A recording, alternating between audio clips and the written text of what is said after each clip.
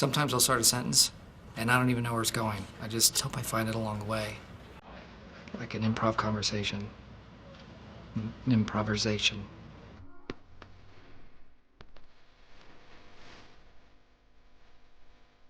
When I was younger, I used to absolutely love The Office from the BBC. When it came out, it was a phenomenon. It was such a simple yet brilliant premise for a comedy that hadn't really been executed before. British comedy at the time often found humour in the familiar and combined that with the absurd. Part of what makes our humour so distinctly British is that we tend to mine comedy by turning the focus on ourselves and exploring our own faults and failures. I do that myself, but there isn't a storage device on Earth that could accommodate all the recording time. Anyway, a lot of British comedies before The Office were studio-based, single or three-camera sitcoms with a live studio audience. A lot of them were very good and still hold up to this day, but many of them have also started showing their age, and their more problematic elements have also started to leave their bitter aftertaste. The Office, however, seems to have withstood the test of time and still holds up to this day. It doesn't engage me in the way that it used to, but that's probably because I used to be such a huge fan that I'd watch it over and over again. My friends and I were huge fans of it. We could quote nearly every line of dialogue. We mimicked the mannerisms and body language of the characters. We reenacted scenes during our breaks at school, and it was all pretty easy to do because the show was so familiar that it didn't feel like acting. It was just people being people. We also made a short mockumentary for our final college product, but it was bad. I would honestly rather watch a sex tape of my grandparents than watch that again. The mockumentary format wasn't particularly new, but the fact that it was based in such a familiar setting for a lot of people who were aware of the mundane yet often bizarre environments of the modern workplace, it resonated with many people. Ricky Gervais and Stephen Merchant wanted to capture the real-life work environment the best they could, and they did it perfectly. But why would anyone want to make a comedy about real life? Because life can be absolutely hilarious at times. That and cringy. Really, really cringy. And I hate using that word, but we'll go on. Even though The Office didn't invent the mockumentary, it's debatable that it might have invented the genre of cringe comedy, and I'd be willing to say that that's true. There are moments in the show where you can barely stand to watch, but it all still feels like it's in a realm of reality. So much so that it feels like you're bearing witness to something special, that you're seeing a close colleague or friend doing it, and all the people are going to talk about it for the next few weeks. The Office still holds a special place in my heart. I have no doubt that it has some part in shaping my sense of humour. I've watched it God knows how many times, and it brought me closer with my friends, whom I also spent countless occasions laughing about it. Ricky Gervais and Stephen Merchant made one of the best British comedies ever. Even though Gervais makes constant attempts at ruining all the goodwill that he built up from it, mostly by joining the ever-growing list of middle-aged men in comedy who cry about things like, "You can't say anything these days." Merchant is a good guy though. I hope nothing changes that in the future. Otherwise, me saying this might age pretty poorly. If it does turn out that Stephen Merchant said something awful in the future, well, then I'll guess I'll cancel him in advance. You're done, Merchant. I've been at Dunder Mifflin for 12 years, the last 4 as regional manager. When I come through here... There are a few things in this world that make me groan as much as I do when I hear there's going to be an American remake of a British comedy. Luckily, it doesn't happen as often as it used to, but that's probably due to the fact that there aren't many shows that have been a cultural phenomenon like The Office in a while. Our comedy just doesn't translate too well to other cultures, and that's okay to accept. The In-Betweeners, another beloved sitcom about a group of 4 adolescent males, was a massive hit in the UK. It found a following in the US, and MTV developed an American counterpart lasting 1 season and 12 episodes. If you're a fan of the original, I highly recommend that you go out and seek and watch the In-Betweeners US, because it is god awful. It does its best to be its own thing at times, but when it resorts to recycling plots and jokes from the original, all it does is highlight why imitation isn't necessarily the most sincere form of flattery. If anything, it becomes an insult. It didn't help that the US version was subject to stricter broadcast regulations, meaning that moments like the famous bus wankers scene had to be changed to bus turds. Seriously, is that the best they could come up with? Believe it or not, there was actually a US remake of The IT Crowd in the pipeline too. In fact, there's been 2 attempts at an adaptation. The first one starred super handsome Joel McHale as Roy and Richard Ayoade reprising his role as Moss. The pilot for the first attempt is actually available to watch online. It's basically a shot-for-shot remake of the first episode of the original, but devoid of the charm. And wouldn't you know, as of January 2018, NBC confirmed that it was going to be a 3rd attempt at adapting it. This is why you can't have nice things. Anyway, I'm getting sidetracked. When it was announced there was going to be an American remake of The Office, you better believe that I groaned and rolled my eyes. Around that time, the kind of comedy that America was producing was nothing like The Office, and the show felt so quintessentially ingrained in British comedy, it was hard to imagine that they could produce anything close to it, or even capture its spirit. The Office was lightning in a bottle.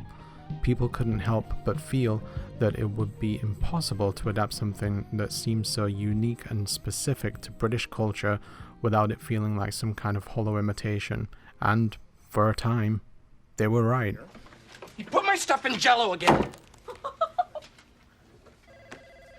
That's real professional, thanks. Step 1. Startup costs. The first episode of The Office, An American Workplace, was an almost shot-for-shot remake of the first episode of the original Office.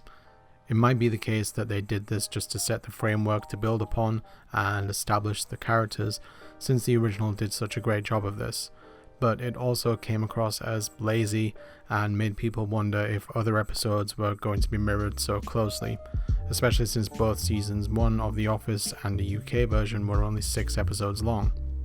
Luckily, this didn't turn out to be the case, but it didn't make the situation much better. Unsurprisingly, the first season had its problems. It had a mixed reception from critics, and despite the good ratings for the first episode, the viewership plummeted for the remaining episodes. I assume people saw that they weren't trying anything new with the first episode and just gave up on it. The first season wasn't terrible, and it showed that it had potential. Personally, I quite liked it, but it wasn't enough to keep people around. Luckily for everyone in the show, NBC decided to give them another chance, so they greenlit a second season, and that's where all the pieces came together. Step 2. Sustaining your growing business. It probably goes without saying, but the US version of The Office went on to be a resounding success. Its notoriety managed to eclipse that of the original UK series. It used to be the case that when someone said The Office, they'd assume that you were talking about the original series, but now people think of Michael Scott and the gang whenever you say it. Everybody absolutely loved The Office. It still had the heart of the original series, the mockumentary style, stories and characters that people could recognize and get invested with, expertly delivered comedy created by a team of extraordinarily talented writers, and helmed by legendary comedy producer Greg Daniels, who also produced Parks and Recreations and some of the all-time greatest episodes of The Simpsons and King of the Hill. Even though Netflix don't release viewing figures, over the past 2 years Nielsen has been tracking them, and found that The Office is the most viewed show on the platform. People from around the world have watched the show over and over again, so much so that it's gained a reputation as the go-to show for what you put on in the background when you've got nothing else to watch, or you're working, cleaning up the house, whatever. And that's a lot of background noise since there's 9 seasons amounting to 201 episodes. There are so many great episodes of The Office, and I'd go as far as saying that there are definitely more good or great episodes than there are bad ones. But that might be thanks to when they decided to end the show, otherwise it'd be in the same situation as The Simpsons, where its best episodes are becoming a distant memory. One of the things the show did amazingly well was developing its characters. A lot of sitcoms offer occasional moments of growth which really don't feel impactful, and in general, audiences don't like too much change when it comes to comedy. TV comedies are a carefully concocted formula, and any deviation from that can spell disaster. Often it's a result of adding new characters, people having children, writers changing personality. Honestly, the balance is so delicate that it's so easy to mess things up. The Office generally handled change well though, and I feel that's probably because it was grounded in reality. We felt like we knew the characters as real people, so when change came it was easier to accept. In later seasons, this most definitely was not the case, but I'll get into that later. Audiences cared about the relationship between Jim and Pam. They were fascinated by Dwight and his bizarre yet unique personality, and they wanted to see the slow motion car crash that is Michael Scott's life, and how someone like him can even come into being. Audiences were pretty much invested in everyone in their lives in The Office. Even though it was a comedy, its documentary style helped immerse us in the world and made it so engrossing. It was a reminder that even something as mundane as an office filled with a handful of people who sell paper can be interesting. However, it turns out that despite all this, The Office only had so much mileage until its premise started wearing thin, and I believe this happened around season 6. And this is going to ruin this person's life, is that Pam's pregnant. I knew it. I knew it. Step 3. Diversifying your business and retaining customers. Before I go any further, I think it goes without saying that this is going to be spoiler filled, but who hasn't seen The Office at this point? Around the beginning of season 6, a lot of long-running major storylines had started to reach their conclusion, the biggest of which was between Jim and Pam. They'd gone from a tragic tale of unrequited love to being one of the most beloved couples in television history.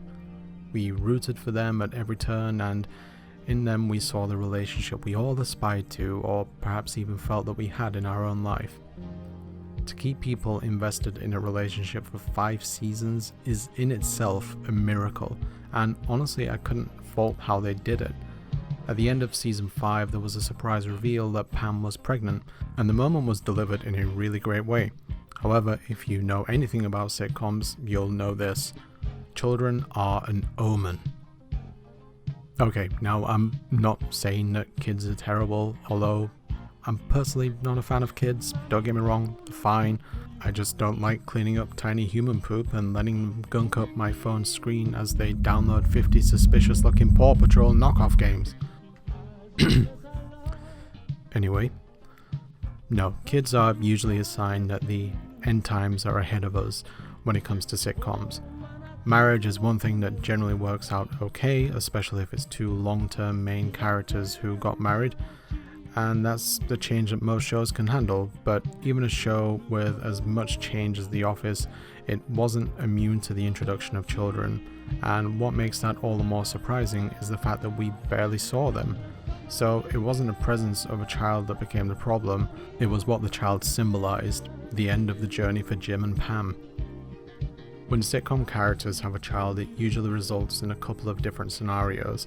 They either basically don't exist unless the writers need them to, much like Ross and Rachel's child in Friends, or they try to write them in the best way they can, like Jay and Gloria's child in Modern Family. Neither of these work out particularly well, and they both feel like the writers of these shows were more interested in creating a major event along with a pregnancy storyline, and they didn't want to deal with the aftermath of it. In fact, the only show I can think of that handled the addition of a new child was Malcolm in the Middle, after Lois gave birth to Jamie. Children usually serve as a crescendo to the storylines of couples in sitcoms. I'm personally not a big fan of it being used for that purpose because it is a little lazy. I'm telling you, that baby could be the star of a show called Babies I Don't Care About. It's also the reason why I didn't like the end of Parks and Recreation, since basically everyone had a child, including Andy and April, despite the fact that it was heading in an interesting direction where April said that she didn't want kids, even though Andy did. I might talk about that show some other time, I more than likely will. I have my issues with it, okay? Even though The Office didn't have Jim and Pam's children as present as Friends or Modern Family did, it had a similar effect on them, except in their case it resulted in everyone thinking, where the hell did Jim and Pam go from here? None of us knew, and I think it's evidence that the writers didn't really have a clue either. In season 5 and 6, Jim and Pam got engaged, they bought a house, they had a child, and this is all a really short amount of time for all these major events to take place, and I think it's where the writers of the show made a mistake, and it could have been because they were a victim of their own success. They created an amazing storyline which captivated audiences everywhere, so it makes sense that they would have wanted to capitalize on the success of it, while there was a big reason that people watched the show. I believe they had them become a couple at the perfect time, as the will they won't they situations can become extremely drawn out if left to go on for too long, but it might have been beneficial to keep them as boyfriend and girlfriend just a little bit longer, at least maybe until the end of season 6, and then have them marry and later on announce a pregnancy in season 7, let's say. The writers made some attempts to revitalize their story again, but every attempt fell completely flat.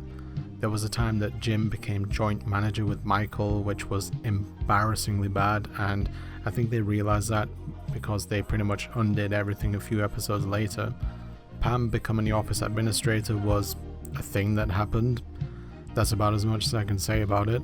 And much later on, Jim and Daryl started up a sports business?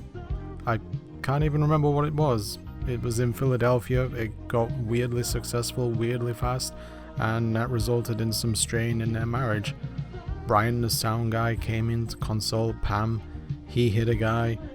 He got fired. That's him gone. Okay, it just didn't matter. None of it. Oh, and they also had a storyline where Kathy, someone who filled in for Pam while she was on maternity leave for their second child, tried to bang Jim while the office was on a business trip to Tallahassee for their parent company Sabre. He didn't do it, he wasn't remotely tempted, nothing worked at all. Speaking of Sabre, Step 4. Corporate mergers. In season 6, after Dunder Mifflin was experiencing serious financial troubles due to the recession, it was saved by being bought up by a printer/office supply company called Sabre, owned by CEO Joe Bennett, played by Kathy Bates. It was an interesting change, but from the get-go it was handled poorly and served as an early omen for what was to come, and how the show was finding change hard.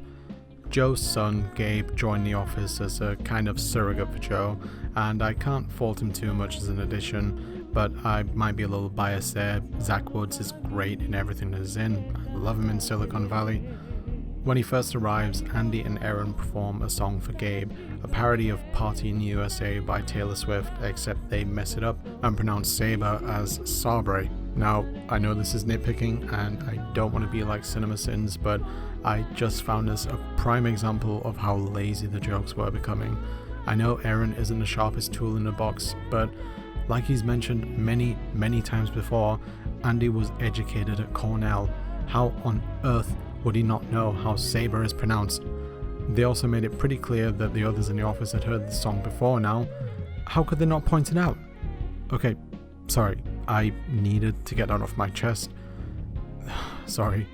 The inclusion of Sabre felt like a strange addition to the show. It didn't really enhance the office, but it also didn't really hurt it too much, at least in the beginning.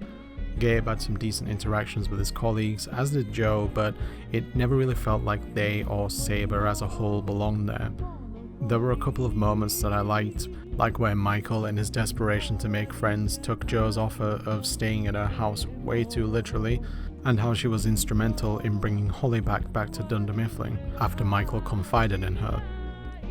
However, one major misstep though was when, seemingly out of nowhere, it was revealed that at the start of season 7 that Gabe and Erin had begun dating over the summer. Before this, there was a whole arc in season 6 between Andy and Erin. It wasn't a great storyline, but it was satisfying enough to get invested in. We'd see them go back and forth that whole time, and to suddenly learn that despite the fact that Gabe had never expressed interest in Erin, they're suddenly in a relationship just because he asked Andy for permission to date her and he was too timid to say otherwise. What the hell were they thinking? I would have understood if perhaps Ed Helms had some obligations outside of the show that prevented him from being there as much, but Andy trying to win back Aaron was a major storyline throughout season 7. He was there the whole time, and it didn't even have a good resolution to it. She just said that she finds Gabe gross, breaks up with him very publicly, and then he goes on to be really creepy towards her and Andy. Worst of all, none of this felt real, which was honestly one of the major failures of the later seasons. It felt so far removed from reality compared to seasons 1 and 5, you just couldn't believe a single thing that was happening in it. But before I go any further, I want to talk about today's sponsor, nails. Do you have two things that need to be stuck together but for like a really long amount of time? Don't waste your time waiting for glue to dry while passively getting high off the fumes. Just slam a nail or two between the two things that you wish to stick together and you're done. Want them to be apart again? Then just remove it. Don't be a glue-zer. Nail it. Visit Home Depot today and tell any assistant, I want to get nailed, for a discount today. Step 5. Dealing with high staff turnover. One big problem later seasons of The Office had was the amount of new characters being thrown into the mix. Some were temporary, others not as temporary as they should have been, but none of them really worked out for the best. I previously mentioned Joe and Gabe, but at the beginning of season 8, James Spader joined as a semi-regular character, Robert California, who first appeared in the season 7 finale as a candidate for Michael's replacement. His appearance there was actually great. It was a funny yet bizarre introduction to an enigmatic, charismatic individual who we wanted to learn more about. When it was revealed that he was going to be the new manager, I was pretty excited about it. Then moments later, it turns out he convinced Joe to step down as CEO, he took her job, and Andy was manager. Hooray! Honestly though, I don't think it would have made a difference. Robert had his moments, but much like many other things with later seasons of the show, the concept was better than the execution. Robert wasn't a genius business guru, he was just a weirdo, like Twitter CEO Jack Dorsey or pretty much every other tech CEO for that matter. Choosing Andy as the regional manager was a bad choice from the beginning. It had been established that Jim didn't want the job, and Dwight lost his chance after messing up when he was the interim manager, although I think that he would have been much better. There weren't many great choices available, but Andy was especially strange because they made it very clear throughout the show that he wasn't good at his job. He constantly had low sales and poor interpersonal skills. Frankly, I would have found it more believable if they explained by having Robert say, "Why did you pick Andy?" "Well, I threw a dart at the wall and that's where it landed." But no, it's just revealed that it's him and we have to accept it. The trajectory of Andy's story was a disaster. He got hired, he went on a business trip with Aaron and got replaced by Nellie while he was away. He got fired, he got his job back thanks to David Wallace, quit shortly after to audition for American Idol, then finally got a job at Cornell in admissions. I don't think it's unfair to say that the writers didn't really know what they were doing with Andy or many other characters, other than exploring his insecurities and his uninteresting relationship with Aaron. There really wasn't much they could do with him. It would have been foolish to try and transform him into the next Michael Scott, but given that there wasn't much of a foundation to build on with Andy, there wasn't really much else that they could do to make him anywhere near as interesting. Who knows, maybe they should have gone with Creed instead. Yep. Pretty much every new character from the later seasons didn't work out well. Nate was okay, but mostly existed for comic relief. Val joined the warehouse as a romantic interest for Daryl, but since we barely knew a thing about her other than the fact that Daryl likes her, it was impossible to get invested. Kathy was there for a bit as some kind of Jim succubus, and in season 9, Clark and Pete were introduced as parodies of Jim and Dwight, but it was intentional. Clark looked like a younger Dwight, but didn't act like him, and that's about it. Pete, on the other hand, basically was Jim. He and Erin developed a relationship, they're dating by the end, and that's about it. Oh yeah, Aaron and Andy broke up. I've completely lost track of things. I've only very recently finished rewatching it, and I can't remember anything. Step 6. Micromanagement. It's to be expected for a show that runs as long as The Office for its characters to change over time, but paradoxically, things staying the same can be in some ways a requirement to stay consistent, especially when it comes to their personalities. At least until they've experienced some true growth or had some kind of revelation that makes them realize how their acting is a problem. Michael is a prime example of this. In his last few episodes, he learns through Holly's perspective that his ideals might not be so great, like how Todd Packer is a bad role model and not a great friend. He learns to have humility after his reception of his movie Threat Level Midnight isn't what he expected. A change in character's personality isn't necessarily a bad thing, but there are some changes that came seemingly out of nowhere with The Office. In the early days of the show, Kevin was a slightly dim, slow-spoken, kinda sleazy person, but he was someone who we could picture ourselves working with in real life. He had some minor storylines which fleshed him out as well. His cancer scare subplot quite early on in the show, splitting up with his fiancée and trying to find love again, and his fight to get the parking spots back with Andy at his side. They all painted this idea of someone as believable and likable to a certain extent. However, it makes his change in character in the later seasons all the more confusing. For some reason, Kevin just became stupid. Like, unbelievably stupid. Every single thing that came out of his mouth was stupid. Kevin was never particularly bright, but I swear it's like something in his brain broke. The only explanation behind this is simply laziness. Not from Kevin, but from the writers. It was as though they needed to keep trying to get as many laughs as possible from him, but rather than actually trying to give him some more depth, they decided that he only needs to exist as comic relief, and they tried it by making him just as stupid as possible. Honestly, I think anyone could write a stupid character. It's really not that hard. Just think about any scenario, then think, what would a stupid person do in this situation? And there you go, you just created quote-unquote comedy. Don't get me wrong though, this isn't just about how they did Kevin dirty. They made some unfortunate changes to other characters too. Erin joined the cast late in season 5, shortly before the show began its nosedive. Despite the minimal exposure to her though, it did feel like there were changes made compared to how she originally appeared. Erin seemed quite normal when she first joined, nothing too remarkable, but then again we didn't know too much about her. So what did the writers decide to do with her? Make her another archetypical stupid character, of course.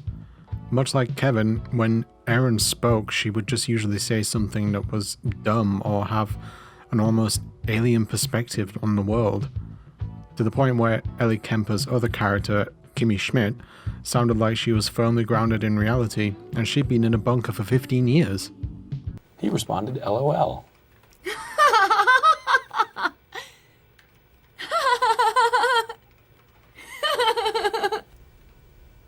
I mean, what even was that?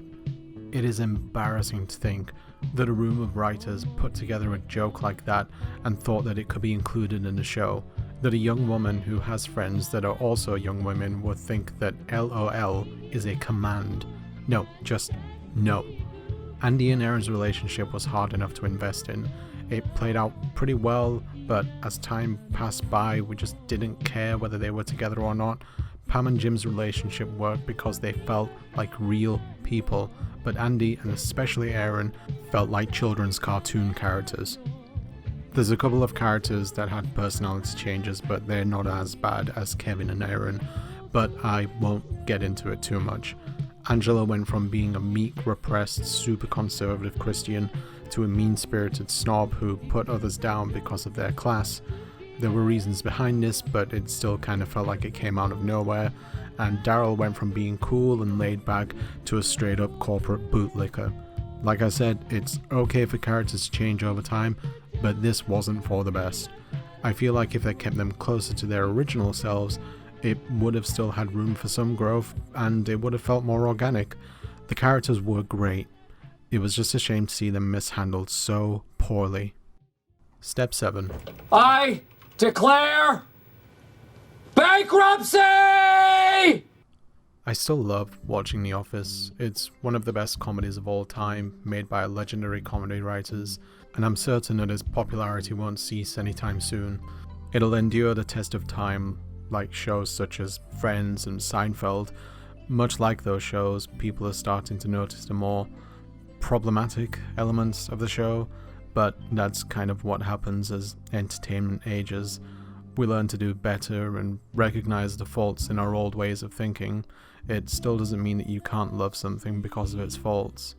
That's kind of how I feel about The Office as a whole though, that I can love it despite the faults. So just to clarify, I feel like The Office started its decline in season 6, after Jim and Pam's wedding when the 6th episode titled Mafia aired. It was a ludicrous premise that didn't fit into the overall tone of the show, and it was frustrating to watch 22 minutes of multiple characters sharing a delusion. Unfortunately, that kind of tonality became all the more prevalent for the episodes that followed that, becoming all the more removed from reality as time passed. Even though the conclusion to Jim and Pam's relationship arc felt like a period at the end of a story, they decided to keep going, but sadly, I can't fault them for doing so. There was a lot more to be said about all the other main characters in the show. It just didn't feel like what was said was very good. At the very least, the show could have ended once Steve Carell left. With his departure, there was an immense void left behind, and as much as they tried to make it seem like he never existed, the effects of his absence became all the more apparent over time. While it was airing, The Office was an immensely popular show that aired around a time that NBC were one of the lowest ranked networks, so they were desperate for a win. I'm sure in some ways the people who worked on the show were at the mercy of them and their desire to keep it going for as long as possible. It was only when ratings started to consistently slump after Steve Carell left that they decided to bring The Office to an end. Sadly, that's just the nature of the industry, giving audiences too much of a good thing until it isn't good anymore, rather than stopping for artistic reasons. Earlier I mentioned Seinfeld and Friends. Much like The Office, they were both NBC shows, and they were both victims of their own success. US networks capitalize on phenomenons like these sitcoms whenever they can, so long as audiences keep watching, they'll keep making it. Personally, I kept watching in hopes that one day something will change, and it'll be good again, but those hopes are rarely fulfilled. Believe it or not, NBC were actually planning a spin-off with Dwight and his family on Shroot Farms called The Farm. In fact, you've seen the pilot episode if you watched The Office through to the end. It was season 9, episode 17. It was terrible, and I'm glad it never happened. Despite being an artistically driven industry, television is still at the mercy of capitalist ideas, and that means if there's something that people are watching, networks will do their best to keep them watching for as long as possible, regardless of the quality. For the past few years, there's even been murmurs about the show being rebooted, but almost everyone from the cast has moved on to other projects. Steve Carell has had some great roles in more serious movies like Foxcatcher, and John Krasinski directed and starred in A Quiet Place and Jack Ryan, although even though these are more straight-laced roles, I still occasionally expect him to look into the camera and make the Jim face. But for the love of God, NBC, please do not make any more episodes of The Office. It's done. The well is dry. Greenlight something original. There's so many great ideas out there. No one wants an Office reboot. No! Oh, come on. You know I had to put that clip somewhere, right? The later seasons had a handful of great episodes. The few before Michael left were good, and his send-off in general was great. Threat Level Midnight is easily up there with some of the show's best episodes. The trip to Tallahassee in season 8 had its moments, and the finale was genuinely good and an emotional send-off. However, everything else in the later seasons felt like they were throwing ideas at a wall, hoping that they'd stick. It's hard to keep a show feeling fresh and interesting after so many seasons. Maintaining quality for almost 10 years and 201 episodes is a nigh on impossible feat. So I can't be too upset at what it became, but if I had the choice, I would have ended The Office when it felt right, rather than keeping things going and hoping that things would get better. Also, I would have hired Creed as regional manager. Bo body, Bo body. Alright, that's the second video done. If you watched this one and my previous video on BoJack Horseman, thank you very much for coming back again. I definitely appreciate it. I was trying to keep this video a bit shorter at 15 to 20 minutes and I completely failed, as you can see. If you managed to make it through it all, you're great. As you can see, I'm trying to keep things a little bit light-hearted. I want to switch between tones. I hope you're okay with that, and I hope you enjoyed what I did here. If you don't mind liking and subscribing, I definitely would also appreciate that. And follow me on Twitter at Salari TV. I occasionally say things on there. But yeah, otherwise, I hope you have a great day. Hopefully the next one won't take so long to come out. Been really busy, but I don't know how to sign this off.